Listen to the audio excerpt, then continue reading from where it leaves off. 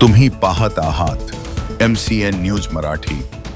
बुलढाणा जिल्ह्यातील जळगाव जामोद विधानसभा मतदारसंघात विशेष सघन पुनर्निरीक्षण SIR मोहीम धडाक्यात सुरू असून त्यासाठी सर्व स्तरांवरील प्रशासन सज्ज झाले आहे।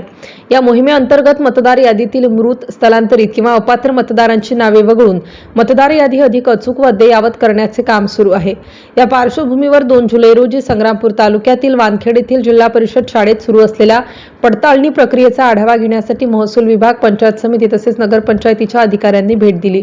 स्थानिक BLO यांना आवश्यक मार्गदर्शन करण्यात आले तसेच घराघरात जाऊन नागरिकांची माहिती व कागदपत्रांची तपासणी करण्याबाबत सूचना देण्यात आल्या। मतदार यादीतील त्रुटी दूर करून पात्र नागरिकांची अचूक नोंद सुनिश्चित करण्यासाठी हे सर्वेक्षण महत्त्वपूर्ण ठरत आहे।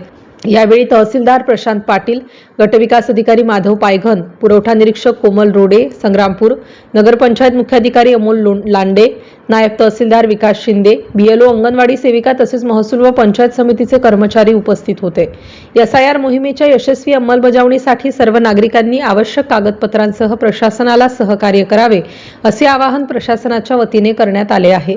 MCN न्यूज मराठीकरिता संग्रामपूरवरून रवींद्र शिरस्कार। जळगाव जामोद मतदारसंघामध्ये सिस्टमॅटिक इंटेन्सिव्ह रिव्हिजन म्हणजेच मतदान यादीची पुनर्परीक्षणाचा कार्यक्रम 21 तारखेपासून सुरू झालेला आहे।